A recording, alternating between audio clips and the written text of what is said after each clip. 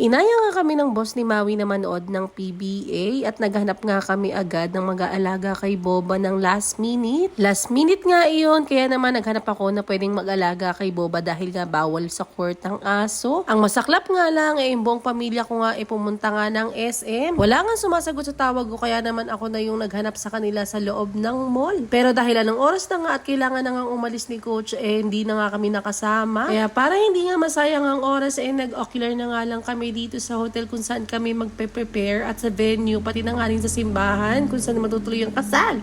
Matutuloy nga ba? Charot. So, mag-check-in nga kami nito December 10 pa lang hanggang 12. Ang kinuha nga namin is itong family room. Ito nga yung kanyang itsura dito sa may Marikina Hotel. And good for 4 packs na nga ito. Ang mga mag-check-in nga rito ay ang mga pinsan ko at mga bridesmaid namin. Aside nga sa family room, kumuha nga rin kami nitong deluxe room para sa akin. Sa bawat floor, iisa nga lang yung deluxe na available. Medyo may pagkaluma na nga dito ang Marikina Hotel. Hindi ko alam kung nasustain ba talaga. And aside nga dito sa mga rooms, kumuha nga rin ako ng 2 makeup room kung saan ilalagay yung mga makeup artists, pati na nga rin yung mga suppliers. And pwede na nga rin mag-stay dito yung mga ibang entourage na inaayusan at pwede na nga rin ditong magbihis at maligo. And aside sa magiging tambayan, dito ko na rin ilalagay yung aming pantry, mga pagkain ng mga entourage at mga suppliers. At bigla pa nga naggula pa dyan si Bowie, nag-practice na nga yata at ready na nga sumayaw sa kasal. Nag-ikot na nga rin kami at nakita namin na meron palang nag-rent ng buong venue. Pero hindi kami nagpatinag at pumunta na nga kami dito sa may convention at sisilipin nga at papakita ko sa mga kapatid ko kung saan nga magaganap ang reception. Dahil isa sila sa mga tutulong sa akin para sa araw ng kasal. Sila ang magiging number 1 contact ng supplier, pati na nga rin guest. Dahil nga alam ko busy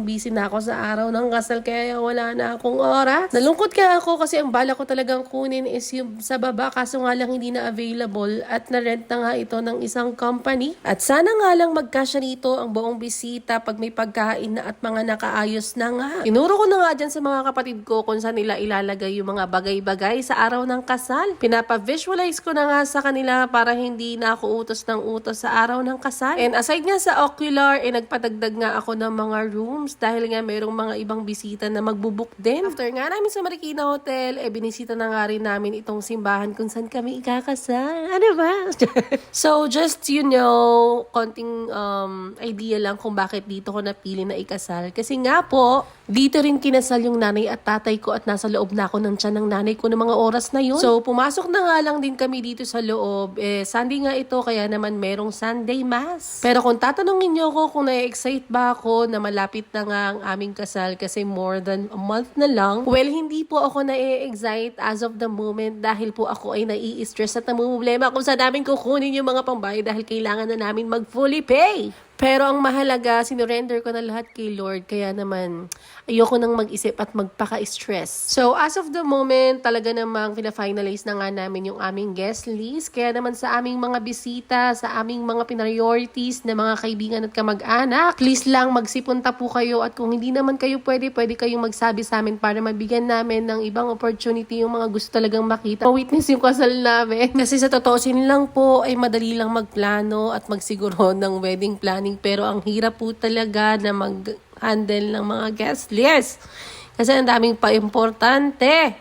Alam mo yon, charot. Medyo nalulungkot lang talaga ako. Share ko lang, charot. So, ayun na nga for today's video. So, i-update ko na lang kayo soon. Yun lang, bye!